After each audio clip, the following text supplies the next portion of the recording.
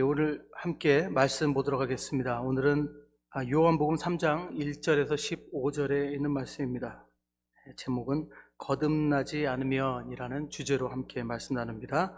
요한복음 3장 1절에서 15절, 우리 몸이 불편하시지 않은 분들 다 같이 일어나셔서 함께 교독하며 읽도록 하겠습니다. 제가 먼저 첫 구절을 읽으며 시작하겠습니다. 그런데 바리새인 중에 니고데모라 하는 사람이 있으니 유대인의 지도자라. 그가 밤에 예수께 와서 이르되 랍비여, 우리가 당신은 하나님께로부터 오신 선생인 줄 아나이다. 하나님이 함께 하시지 아니하시면 당신이 행하시는 이 표적을 아무도 할 수 없음이니이다. 예수께서 대답하여 이르시되 진실로 진실로 내게 이르노니 사람이 거듭나지 아니하면 하나님의 나라를 볼 수 없느니라. 니고데모가 이르되 사람이 늙으면 어떻게 날 수 있사옵나이까? 두 번째 모태에 들어갔다가 날 수 있사옵나이까? 예수께서 대답하시되 진실로 진실로 내게 이르노니 사람이 물과 성령으로 나지 아니하면 하나님의 나라에 들어갈 수 없느니라. 육으로 난 것은 육이요 영으로 난 것은 영이니 내가 네게 거듭나야 하겠다 하는 말을 놀랍게 여기지 말라. 바람이 임의로 불매 내가 그 소리는 들어도 어디서 와서 어디로 가는지 알지 못하라니. 성령으로 난 사람도 다 그러하니라. 니고데모가 대답하여 이르되 어찌 그러한 일이 있을 수 있나이까? 예수께서 그에게 대답하여 이르시되 너는 이스라엘의 선생으로서 이러한 것들을 알지 못하느냐? 진실로 진실로 내게 이르노니 우리는 아는 것을 말하고 본 것을 증언하노라. 그러나 너희가 우리의 증언을 받지 아니하는도다. 내가 땅의 일을 말하여도 너희가 믿지 아니하거든 하물며 하늘의 일을 말하면 어떻게 믿겠느냐? 하늘에서 내려온 자 곧 인자 외에는 하늘에 올라간 자가 없느니라. 모세가 광야에서 뱀을 든 것 같이 인자도 들려야 하리니. 함께 읽겠습니다. 이는 그를 믿는 자마다 영생을 얻게 하려 하심이니라. 아멘. 네, 감사합니다. 자리에 앉으시겠습니다.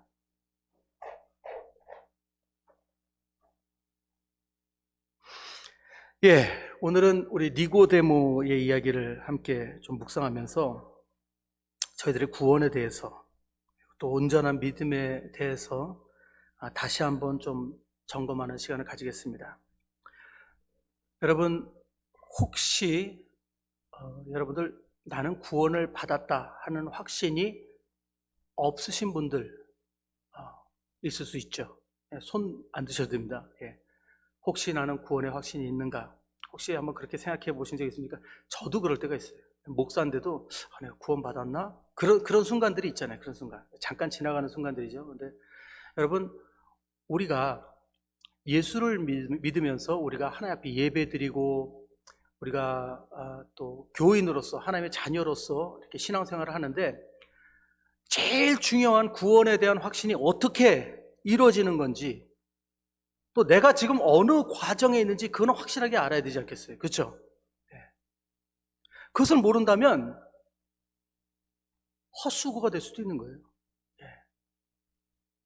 아무리 우리가 노력하고 하나님 앞에 나와서 예배드리고 때로는 주님께 헌신하고 섬기는 일을 한다 하더라도 그 모든 것이 헛수고일 수 있습니다. 그래서 오늘은 조금 주제가 좀 무거울 수 있습니다, 여러분. 그리고 오늘은 예화도 없고 재미 되게 없어요. 근데 이거 하나는 꼭 짚고 넘어가야 되기 때문에 우리가 같이 함께 니고데모를 통해서, 니고데모가 변화되는 모습을 좀 통해서 우리가 거듭난다는 게 무언가, 구원받는다는 게 정확히 어떤 과정이 있는가, 이것을 먼저 알아야 됩니다.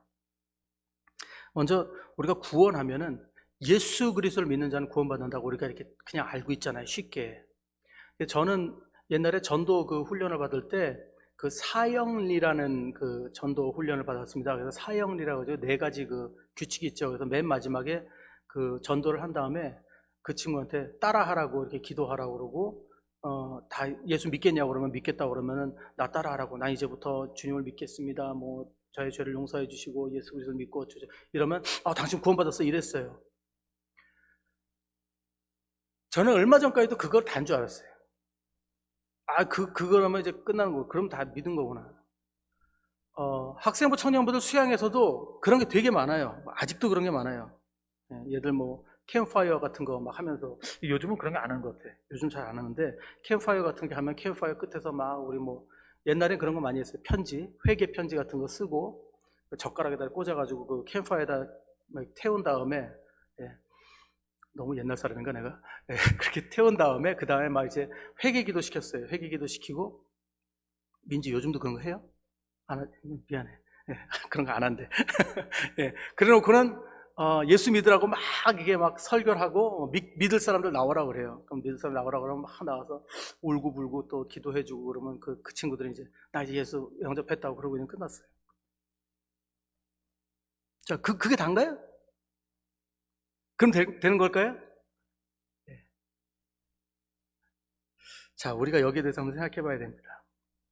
자, 먼저 오늘 이 니고데모 이야기를 한번 생각해 봐야 되는데, 우리 니고데모를 좀 혼동하시는 분도 있어요. 아, 니고데모가 밤에 몰래 찾아왔는데, 몰래 찾아온 이유 뭐 다 아시죠? 이 사람이 바리새인이었고, 그때 뭐 바리새인들이 다 예수를 죽이려고 막, 예? 이를 갈고 있었던 상황인데, 이 사람은 그 지난주에 말씀드렸던 그 사내들인 의원 중에 한 명이에요. 그 70몇 명 중에 한 명이에요, 이 사람이. 그러니 혼자서 자기가 예수님을 찾아오고 싶은데 얼마나 두려웠겠어요. 그러니까 몰래 밤에 찾아온 거죠. 찾아왔는데 많은 분들이 좀 오해를 하시는 게, 아, 이분이 그냥 한 예수가 어떤 분인가 궁금해서 온 사람이다. 근데 바리새인이에요. 다시 한번 말씀드리죠. 바리새인. 바리새인, 사내들인 의원이면 뭐냐?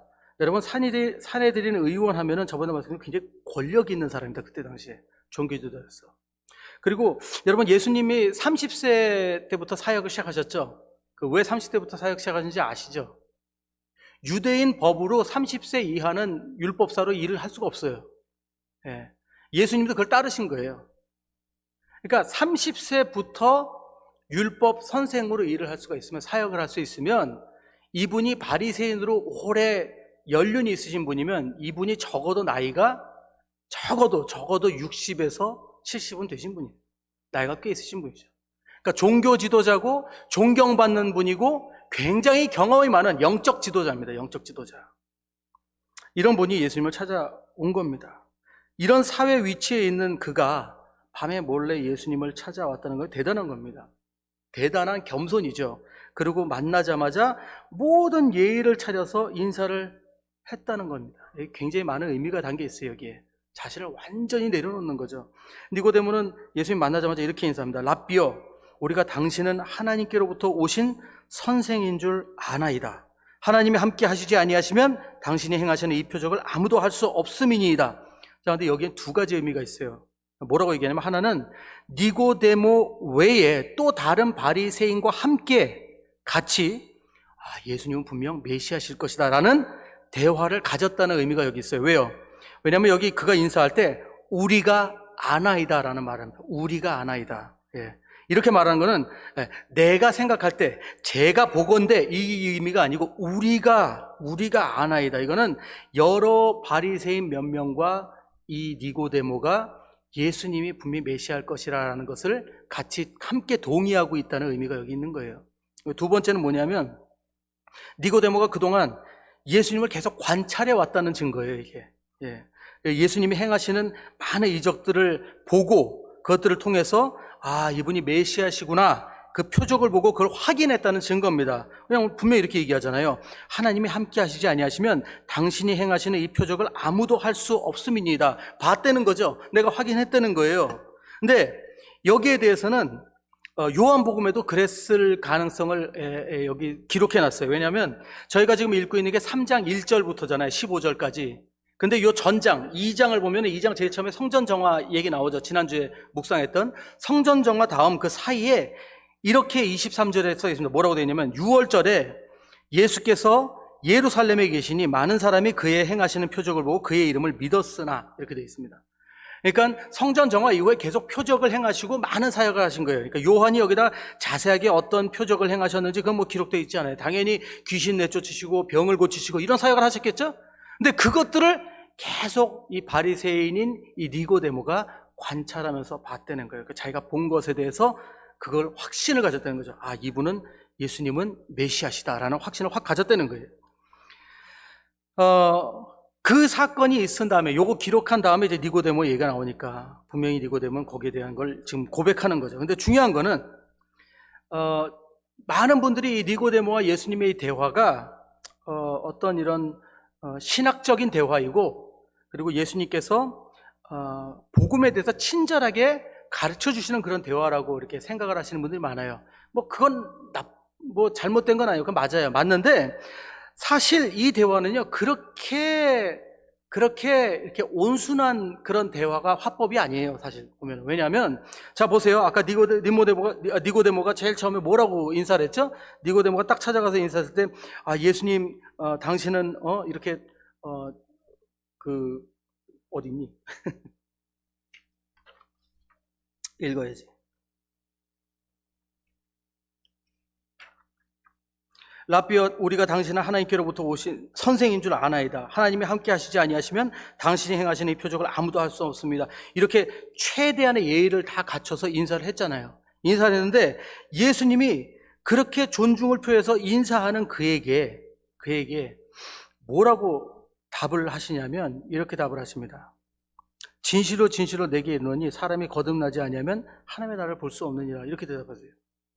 자, 이게 무슨 의미인지 한번 생각해 봐야 되는 게, 첫째로 예수님은요, 지금 니고데모의 그 인사에 대해서 상당히 시큰둥한 반응으로 말씀하신 겁니다. 그러니까, 예수님 당신은 뭐 위대하시고 이렇게 하는데 뭐 그건 그렇고, 사람이 거듭나지 않으면 하나님의 나라를 볼 수 없어. 이렇게 얘기한 거라는 거죠. 그러니까 무시하고 들어간 거예요. 근데 거듭나지 아니하면, 사람이 거듭나지만 하나님 나를 볼 수가 없어. 이 말의 의미가 있어요. 그게 뭐냐면 이게 바로 바리새인들의 문제, 종교적인 문제의 핵심을 콕 찌르는 얘기예요. 여러분, 바리새인들이 제일 중요하게 생명처럼 여기는 게 뭐였죠? 첫 번째는 전통이고요, 두 번째는 율법이었어요. 그거 두 가지를 지킴으로써 자신들은 거룩하다고 생각했어요. 이것들을 지키면서 사람들에게 엄청나게 칭찬을 받고 사람들에게 존경을 받았거든요. 그러니까 자기네들은 하나님 앞에 인정받았다고 착각을 하고 사는 사람들이었어요. 그런데 예수님은 이렇게 예수님 앞에 엎드리고 최대한의 겸손을 다해서 인사하는 니고데모에게 뭐라고 대답해요? 뭐 됐고 너희들 거듭나지 않으면 하나님 나를 볼 수 없어. 이렇게 말씀하세요. 그게 뭐예요? 너희들 아무리 애써봐야 새롭게 시작하지 않으면 너희들 하나님 나라 볼 수가 없어. 너희들 구원 못 받아. 이 얘기를 딱 하시는 거예요. 굉장히 바리새인 입장에서 기분 나쁜 얘기입니다. 이거 던지신 거죠. 자, 그러니까 니고데모가 여기서 이렇게 여쭙니다. 그럼 사람이 늙으면 어떻게 날 수 있사옵니까? 두 번째 모태에 들어갔다가 날 수 있사옵니까? 이렇게 질문을 해요. 이 부분에 대해서 또 오해하시는 분들이 있어요. 야, 니고데모가 정말 순진하구나. 다시 태어나야 한다고 하니까 어떻게 모태에 들어갔다 나올 수 있냐 이렇게 질문하는구나 이렇게 생각하시는데, 여러분 잊으면 안 돼요. 니고데모는 영적 지도자예요. 굉장히 경험이 많은 영적 지도자. 니고데모가 이게 예수님이 무슨 말씀을 하시는 건지 몰랐을 리가 없어요. 예수님께서 모든 걸 새롭게 시작해야 된다. 너희들 지금 다 잘못하고 있다. 새롭게 거듭나지 않으면 안 된다라는 말씀을 하시는 걸 분명히 이해를 했다는 거죠. 근데 니고데모는 평생을 여러분 바리새인으로 살았습니다. 평생을 그 율법주의와 그 전통주의에 빠져서 살았어요. 그걸 생명처럼 여기서 살았어요. 근데 지금 나이도 많은데 그걸 전부 뒤집어 엎고 다 버리고 새롭게 시작해야 된다는 게 니고데모에게는 굉장히 힘든 일입니다. 말도 안 되는 일이죠. 그래서 이렇게 대답을 한 거예요. 내가 영적 지도자로 살아온 날이 얼만데, 지금까지 공부해 온 게 얼만데 이걸 다 버리고 새롭게 시작해야 된다면 이거는 불가능하다는 걸 얘기하는 거예요. 근데 예수님이 이렇게 말씀하시죠. 진실로 진실로 내게 이르노니 사람이 물과 성령으로 나지 아니하면 하나님의 나라에 들어갈 수 없느니라. 육으로 난 것은 육으로, 영으로 난 것은 영이니 내가 내게 거듭나야 하겠다는 말을 놀랍게 여기지 말라. 자, 여기서 예수님이 설명을 해주십니다. 전부 새롭게 시작해야 되는데 이게 무슨 말이냐? 이게 자네가 거듭나야 된다는 의미가 자네의 수고와 자기 헌신에 달려있는 문제가 아니라는 거예요. 그리고 여기에는 물과 성령으로 거듭나야 됨이 필요하다는 겁니다. 자, 오늘 핵심 메시지는 요거예요. 이게 다예요. 자, 몇몇 목사님들은 이 물과 성령에서 이 물을 세례로 해석하시는 분들이 있습니다. 아주 잘못된 건 아니에요. 그렇게 볼 수도 있어요. 나쁘진 않아요. 근데 저는 오해일 수 있다고 생각이 드는 게, 첫째로 여러분, 당신은 아직 교회 이 기독교의 개념이 아직 정리가 되지 않은 상황이에요. 물 세례가 어떤 그 예식이지만, 이때 예수님과 대화하던 이때는 아직 그 기독교 그 초대교회 그 물 세례라는 개념이 개정되지 않았어요. 그러니까 이거를 물 세례로 본다는 건 좀 오해라고 저는 생각이 듭니다. 두 번째는, 여러분, 물 세례는 구원의 증표가 아니에요. 예. 오해하시는 분들이 있어요. 이제 세례를 받았으니까 이제 구원받았다. 예. 어떤 분 저번에 우리 자녀분들 내가 세례를 한번 이렇게 세례식을 했는데, 어머니가 막 우시면서 너무 좋으셔가지고 이제 우리 아들이 구원받았어요. 근데 이거 뭐 아니라고 할 수도 없고, 그거는 결단이에요. 결단하는 예식이에요. 내가 이제 하나님을 위해서 살겠다. 구원은 그 전에 받았을 수 있어요. 예. 자기가 세례를 받겠다고 하면 내가 이제 하나님 앞에 결단하겠다. 그거 똑같아요. 여러분, 꼭 결혼식을 우리 교회에서 결혼식 하지 않아도 되는 건 아시죠? 예, 우리 깔돌이에서 결혼할 수 있잖아요. 목사님만 계셔도 결혼할 수 있잖아요. 그죠? 근데 우리가 성도들과 하나님 앞에 정식으로 공포하기 위해서, 선포하기 위해서, 나의 결단을 공포하기 위해서 결혼식 하는 것이고, 또 세례도 마찬가지입니다. 성도들과 하나님 앞에 공포하는 겁니다. 나 이제부터 하나님 말씀대로 살겠다. 그러니까 세례는 구원하고 상관이 없는 거예요. 그럼 이거를 만약에 구원으로 본다면 잘못된 해석이라는 거죠. 물과 성령으로 거듭난다. 그러면 이 물과 세례로 거듭난다는 게 무엇을 의미하는가? 많은 신학자분들은 이 물은요, 육의 탄생을 의미한다고 합니다. 그러니까 그 어머니 뱃속에 그 양수를 의미한다고 해서 육의 탄생과 영의 탄생, 그래서 물과 성령하면 육으로 태어나고 또 영으로 다시 태어나는 것을 의미한다고 해요. 그리고 세 번째로 중요한 거는, 이제 이 부분이 제일 중요한데, 우리가 성경에서 물과 성령의 관계를 좀 한번 좀 정리해 볼 필요가 있습니다. 자, 여기서부터 제가 좀 구절을 좀 많이 찾을 거예요. 근데 뭐 다 찾으실 필요 없어요. 혹시라도 나중에 확인하시고 싶으시면 제가 책 이름하고 거기 그 장을 제가 말씀드릴 테니까 그거 적어 놓으셨다 나중에 찾아보세요. 자, 제일 먼저 우리가 들어가야 되는 게 창세기입니다. 창세기 1장 2절 한번 볼게요. 창세기 1장 2절. 자, 제가 읽겠습니다. 땅이 혼돈하고 공용하며 흑암이 깊음 위에 있고 하나님의 신은 수면에 운행하시니라. 수면에 운행하시니라. 자, 수면이 뭐죠? 물 위. 예. 자, 성령님, 그 하나님의 영의 등장이 무엇과 같이 하냐면 그 물과 같이 합니다. 처음 창세기부터 그래요. 물이 나옵니다. 물. 왜 이게 이상하냐면, 여러분들 나중에 물과 땅을 가르치잖아요. 예. 근데 이거는 그 물이 아니에요. 예. 자, 잘 이해하셔야 돼요. 자, 창세기 1장 2절에 벌써 이렇게 나와요. 근데 여기 태초서부터 하나님의 신이 수면에 운행하셨다고 하는데, 성령께서 물과 함께 하셨다는 사실을 기록한 겁니다. 자, 그래서 나중에 성경을 계속 보면요, 우선적으로 물의 속성은요, 두 가지 역할을 합니다. 뭐냐면, 하나는 깨끗하게 씻어주는 역할, 그리고 두 번째는 생명을 소생하는 역할. 물이 없는 곳에 생명이 있을 수가 없죠. 그래서 그 화성으로 보낸 그 우주선이 그렇게 물의 증거를 찾으려고 그러잖아요. 혹시 외계 생명체가 있는가 해서 물 증거를 찾으려고 그런 거잖아요. 자, 그래서 물의 역할은 성령께서 우리의 영혼을 씻겨주시고 또 소생하게 하는 역할과 일치한다는 것을 여기 성경 여러 군데에 기록하고 있습니다. 자, 보세요. 이제는 제 구약 한 구절 더 찾을게요. 구약 한 구절만. 에스겔 36장 25절 26절 제가 읽겠습니다. 맑은 물로 너희에게 뿌려서 너희로 정결케 하되 곧 너희 모든 더러운 것에서와 모든 우상을 섬기면서 너희를 정결케 할 것이며. 뭘로 한다고요? 맑은 물로. 예. 또 새 영을 너희 속에 두고 새 마음을 너희에게 주되 너희 육신에서 굳은 마음을 제하고 부드러운 마음을 줄 것이며. 제일 먼저 맑은 물로 우리의 죄를 다 씻어주시고, 그 다음에 하나님의 새 영을 부어주셔서 우리에게 새 마음을 주신다는 것이 성경의 말씀이에요. 이게 물과 성령의 역사가 같이 임하는 것을 말씀하시고 있어요. 자, 그 다음에 이제 신약에서 한번 볼까요? 신약에서. 자, 에스겔의 이런 부분이 또 있는데 그건 넘어가고요. 자, 신약 요한복음 7장 38절 39절 제가 읽어볼게요. 나를 믿는 자는 성경에 이른 것 같이 그 배에서 생수의 강이 흘러나리라 하시니. 생수의 강.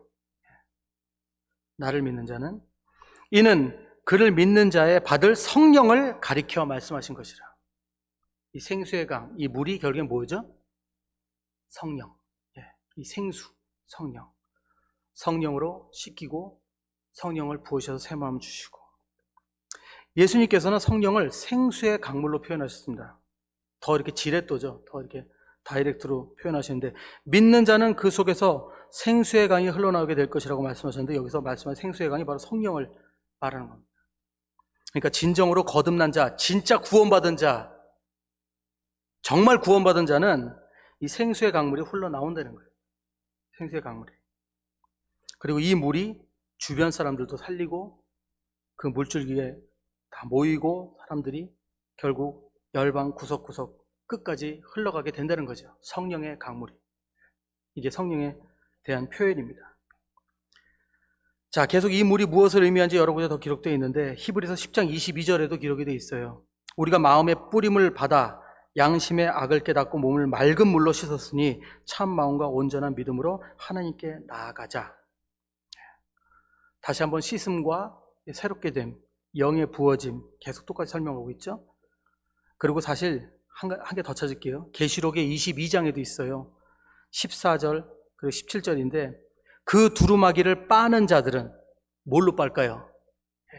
맑은 물로 빨겠죠. 빠는 자들은 복이 있으니 이는 저희가 생명나무에 나아가며 문들을 통하여 성에 들어갈 권세를 얻으려 함이로다. 성령과 신부가 말씀하시기를 오라 하시는도다. 듣는 자도 오라 할 것이요 목마른 자도 올 것이요 또 원하는 자는 값없이 생명수를 받으라 하시더라.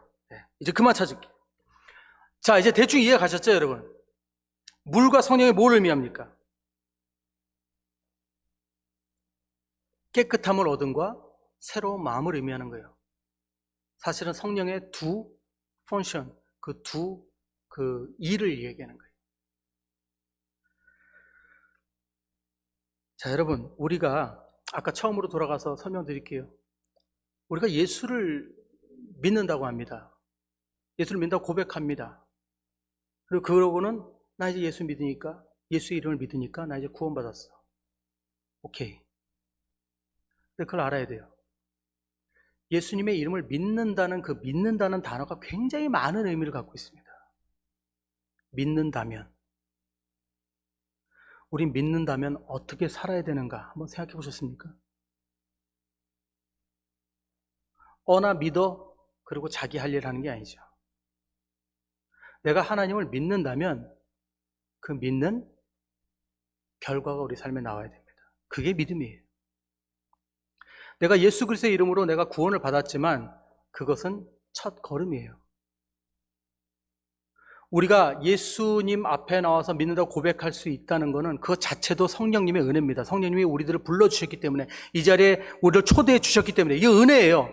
예. 우리가 지금도 이 시간에 집에 가만히 앉아서 지금 팬데믹 때문에 그 얘기하는 게 아니라, 지금 이 시간에 딴 데 가서 세상 사람들과 어울려서 이 주일날, 하나님의 날, 이 날을 기념하지 않고 우리 마음대로 살 수도 있어요. 근데 하나님께서 우리를 이 자리에 불러주셨다는 것은 이미 성령님이 우리에게 임하셔서 우리 이 자리까지 이끌어주신 것을 믿으시기 바랍니다. 이미 은혜 가운데 있어요. 근데 문제는 그 다음 단계로 가야 된다는 거예요. 성령이 우리를 불러주셔서 이 자리에 왔고 우리가 예수님을 알게 됐고 이제 믿게 됐다면 그 다음은 뭘 해야 되죠? 내가 죄인인 걸 깨닫고 성령의 음성에 순종해서 회개하고 나가야 됩니다. 우리 삶에 회개가 없다면, 성령님의 음성에 순종해서 하는 회개가 없다면, 내려놓음이 없다면 우리는 구원받았다고 할 수 없다는 겁니다. 죄송하지만 이게 현실이에요. 이게 성경 말씀이에요. 물과 성령으로 거듭나지 않으면 하나님 나라를 볼 수 없다고 분명히 말씀하시는 거예요. 얼마나 많은 기독교인들이, 그리스도인들이 교회에 나와서 여기 앉아서 예배드리고 내가 여기 와서 내가 헌신하고 내가 헌금 드리고 내가 참석했기 때문에 그거 하나로 아주 안심하고 사시는 분들이 많아요. 근데 하나님은 구원은 진행형이라고 말씀하시는 거예요. 우리가 하나님께 멀어지면 멀어질수록 우리 하나님 부인하는 상황까지 갈 수 있다는 거 우리 기억해야 됩니다. 우린 육신과 지금 싸우고 있는 상황이에요. 여러분, 우리가 이해를 해야 돼요. 아니, 그럼 하나님, 저 한 번 구원이 영원한 구원 아니에요? 맞아요. 한 번 구원은 영원한 구원이에요. 근데 우리는요, 계속 끝없이 육신의 유혹을 받잖아요. 그렇지 않아요? 지금 이 시간에 우리 예배 드리고 나서 바로 나가자마자 누가 갑자기 자전거로 지나가서 셀폰 팍 훔쳐가면 자이씨 이러면서 화가 폭 나겠죠. 그러면 막 욕이란 욕은 다 하겠죠. 예, 물론 욕하면 안 된다는 뭐 그런 얘기가 아니라 화가 나겠죠. 하겠지만 우리 본 모습으로 돌아온단 말이에요. 우린 늘 육에 그 시험을 받아요. 그러면 늘 시험을 받는 만큼 우린 늘 하나님 앞에 나가야 된다는 겁니다. 그 계속 우리 안에 진행형으로 유혹이 있는데 어떻게 예수님 나 믿어요 그러니까 알아서 해주세요 하고 가만히 있는다고. 여러분 퇴화하죠. 퇴화. 끝없는 회개와 끝없는 성령의 음성에 순종하는 그런 모습이 우리 삶 가운데 계속 있어야 된다는 거예요. 아직도 첫 단계에 앉아가지고 나 예수 믿으니까 이제 구원 받았어 하고 마냥 앉아있으면 큰일 난다는 거예요, 여러분. 제가 제일 마음 아픈 게 뭔지 아세요? 교회 가볼 때마다 너무너무 열심히 일하시는 분들인데 구원을 안 받았어. 보면 알아요. 말에서 나와요. 행동에서 나와요. 삶에서 나와요. 다 알아요. 왜 모르겠어요? 은혜가 없어요. 그게 제일 안타까워요. 저렇게 교회에서 열심히 봉사하는데 아직 구원을 못 받았어요. 제가 뭐 다 한다는 건 아니에요. 그게 보이는 분들이 심각하게 있다는 거죠.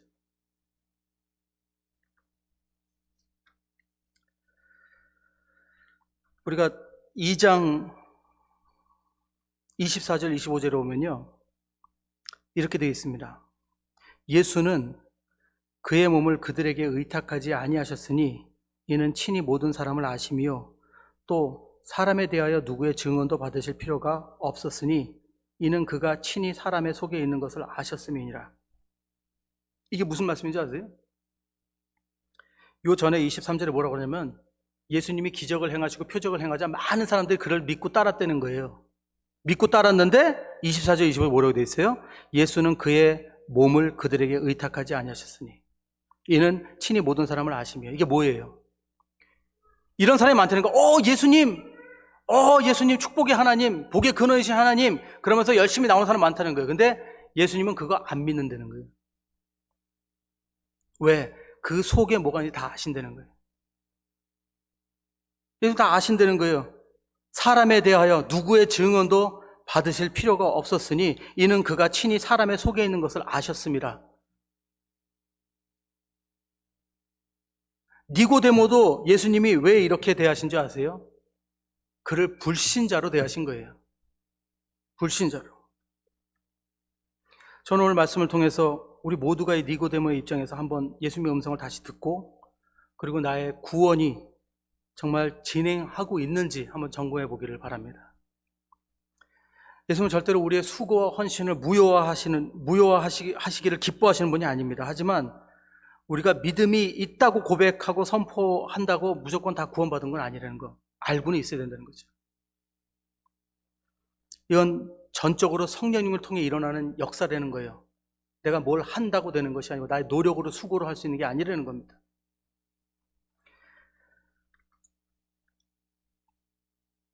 하지만 아까도 말씀드렸듯이 하나님은 자비로우신 분이십니다. 그럼 저는 구원을 지금 못 받은 건가요? 저는 모르죠.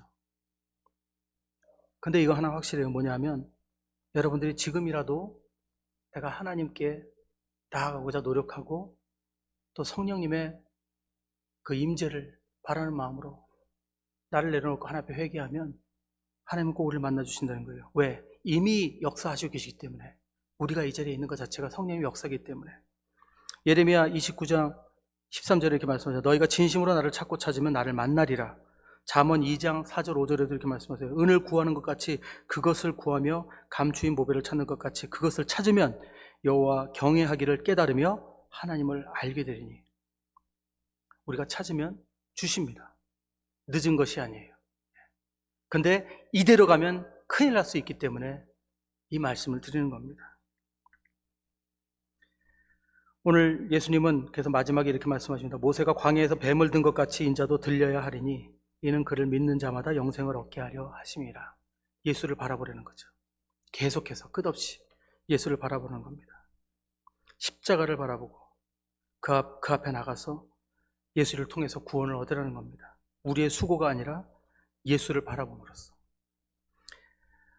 근데 니고데모가 오늘 이 대화 후에 그가 변화되는 것이 보입니다. 요한복음에 2번이나 나옵니다. 이렇게 대화를 하고 나서 성령님이 이미 그의 마음에 임하셨었기 때문에 점점 그가 변화되는 것이 나와요. 첫 번째 어디 나오냐면 7장입니다. 7장 51절, 52절에 보면 이렇게 이루어져 있어요. 그 중에 한 사람, 곧 전에 예수께 왔던 니고데모가 그들에게 말하되 우리 율법은 사람의 말을 듣고 그 행한 것을 알기 전에 심판하느냐. 이게 무슨 상황이냐면 바리새인들이 모여서 예수를 어떻게 죽일까, 바리새인들이 모여서 예수를 막 욕하고 있었어요. 근데 그 중에 있던 바리새인 니고데모가 예수님을 변호하는 겁니다. 갑자기. 뭐 때문에요? 예수님과 이 대화 후에 변한 거죠. 그러면서 이렇게 얘기한 겁니다. 우리 율법은 사람의 말을 듣고 그 행한 것을 알기 전에 심판하느냐? 어떻게 그를 우리가 잘 알지도 못하면서 이렇게 함부로 심판하느냐? 이렇게 변호한 겁니다. 물론 여기에서 이제 다른 바리새인들한테 결국엔 눌려버리죠. 그러나 여기서 분명히 볼 수 있는 것은 니고데모가 변화되고 있다는 것입니다. 그리고는 나중에 안타깝게도 예수님께서 돌아가셨을 때, 십자가에서 돌아가셨을 때, 그때 아리마대 사람 요셉과 같이 그 예수님을 장사하는 부분인데 거기에 이 니고데모가 다시 나타납니다. 요한복음 19장이에요. 19장 38절, 39절. 아리마대 사람 요셉은 예수의 제자이나 유대인이 두려워 그것을 숨기더니 이 일 후에 빌라도에게 예수의 시체를 가져가기를 구하매 빌라도가 허락하는지라. 이에 가서 예수의 시체를 가져가니라. 일찍이 예수께 밤에 찾아왔던 니고데모도 모략과 침향 섞은 것을 100리트라쯤 가지고 온지라. 니고데모도 예수님이 돌아가시자 이제 그분을 기념하기 위해서, 장사하기 위해서 자기의 그 비싼 그 재산을 팔아서 이렇게 하나님 앞에 드리는 겁니다. 자신의 신앙 고백이죠. 그리고 이것이 점점 변화하는 그런 니고데모의 모습이고 이것이 참 예배의 모습입니다. 여러분, 오늘날 우리는요, 죽은 예수님을 기념하려고 모인 것이 아닙니다. 우리는 부활하신 예수님을 기념하기 위해서 우리는 모인 것입니다. 근데 얼마나 많은 분들이 그냥 이 자리에 와서 앉아만 계신지 모릅니다. 예수님이 그걸 모르시겠어요? 아까 아신다고 분명히 그랬잖아요. 예수님이 그 마음을 모르셔서 너 구원받았으니까 괜찮아 이러시겠어요? 그 절대 기뻐받지 않으십니다. 착각하면 안 됩니다. 그 예배 안 받으셔요. 적어도 우리가 예수님을 믿는다면, 그리고 정말 거듭나기 원한다면 우리는 예수님 앞에 나의 모든 걸 내려놓을 줄 알아야 됩니다. 그리고 예수님께서 십자가의 공로로 열어주신 그 길 첫 단계 열었다면 이제 나가야죠. 나가서 내가 얼마나 회개해야 되는 그런 죄인인가를 고백하고, 그리고 성령님의 인도를 받아 순종해 나가면서 날마다 성숙해지는 길을 가야 한다는 것입니다.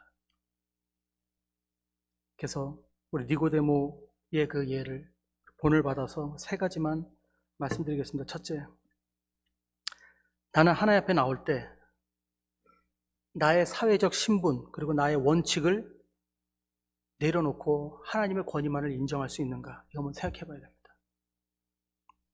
교회 여기에 앉아 계시면서도 아직도 여러분들이 사회에 여러분들이 가지고 있는 그 나의 신분, 나의 어떤 위치, 이런 것을 생각하시고 계시다면 그럼 그 예배는 꽝이에요.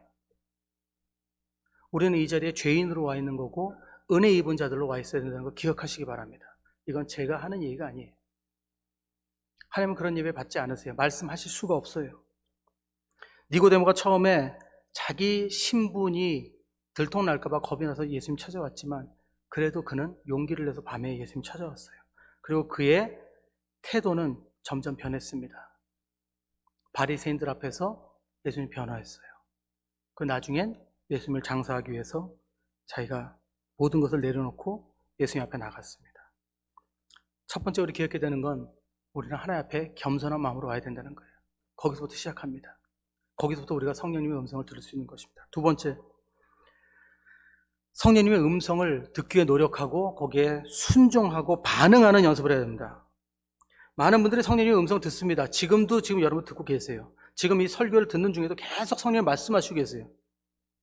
회개해라, 용서해라, 결단해라, 계속 말씀하시고 계세요. 근데 우리는 항상 어디냐면 다시 제자로 돌아가요. 제가 제일 싫어하는 게 기도회 같은 거 이렇게 하면요, 막 우시고 기도하시는 분들, 기도 다 하고 나서 눈물 닦다가 아 시원해 이러고 집에 가세요. 마치 굉장히 슬픈 연속곡 보고 나서 아 너무 재밌었어 이러고 가는 것 같아요. 그러자고 성령님이 만져주신 거 아니에요. 반응을 해야 됩니다. 반응. 작은 거라도 반응을 해야 돼요. 왜 반응을 안 해요? 오늘 이 예배 시간에 말씀하신 게 있으면 그 반응하세요. 순종하세요. 한번 해보세요. 얼마나 놀라운 역사들이 일어나는지. 거기서 한 걸음 더 나가는 거예요. 그때부터 성령의 음성이 더 잘 들릴 겁니다.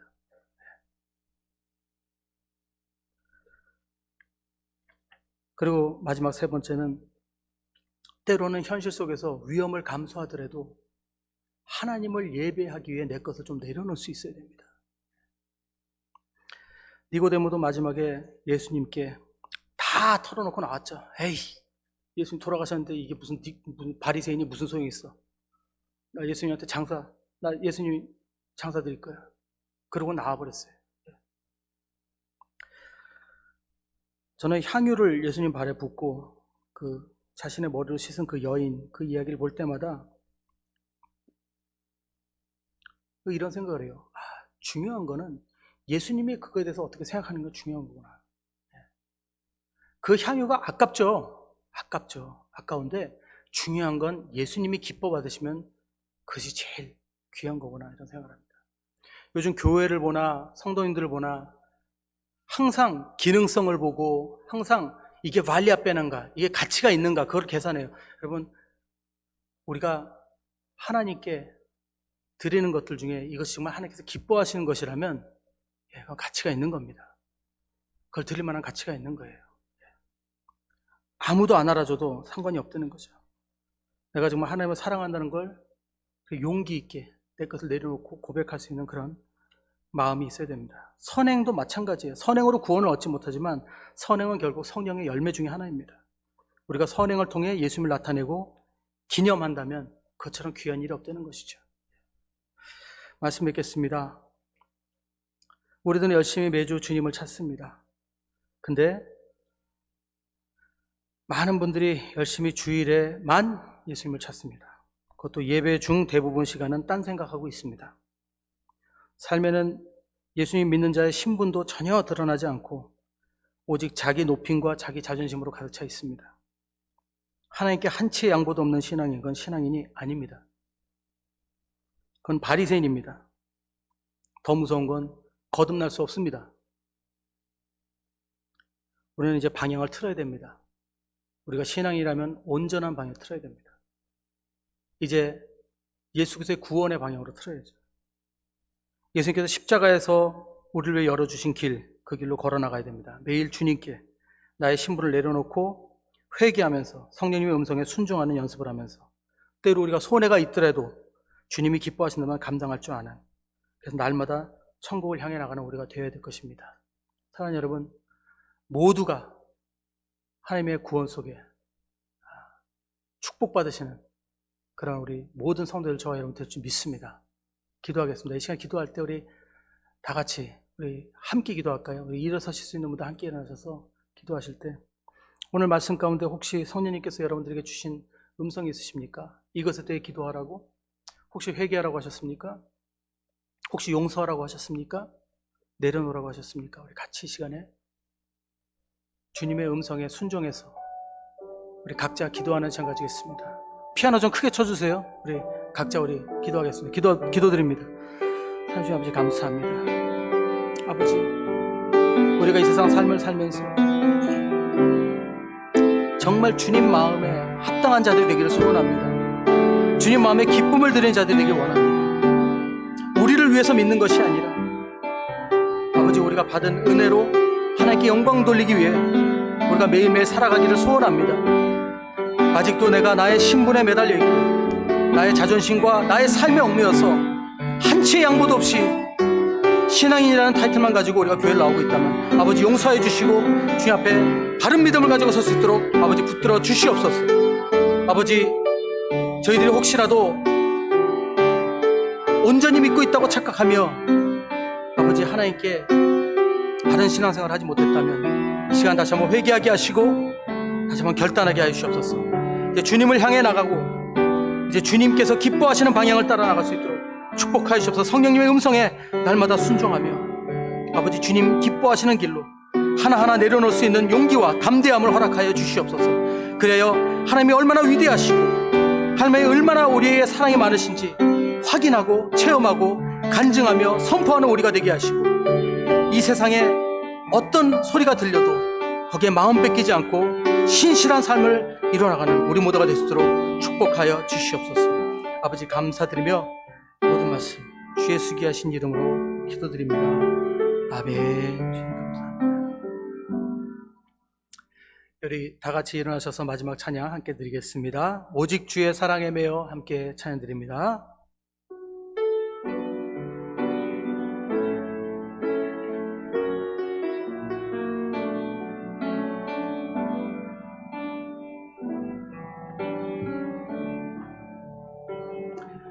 오직 주의 사랑에 매여 내 영 기뻐 노래합니다.